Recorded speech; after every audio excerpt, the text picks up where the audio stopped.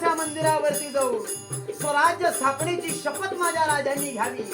आणि तो सगळा भार त्या स्त्रीवरती सोपवून माझ्या राजांनी तोरण्याला तोरण सुद्धा बांधलं आणि त्या शिवलिंगाला रक्ताचा अभिषेक करून स्वराज्याची शपथ घेतली आणि राजांची वैखरी तरी कशी बदली म्हणाल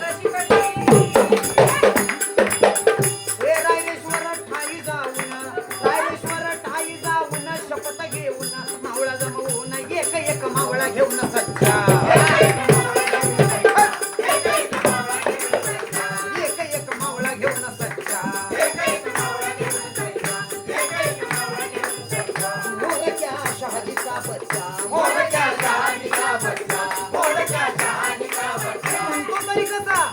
स्वराज्य श्रीची इच्छा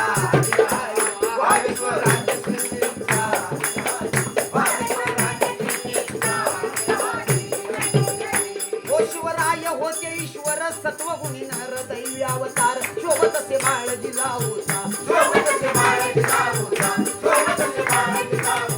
वाटस दैव शुरत्वाचा पाठीची हात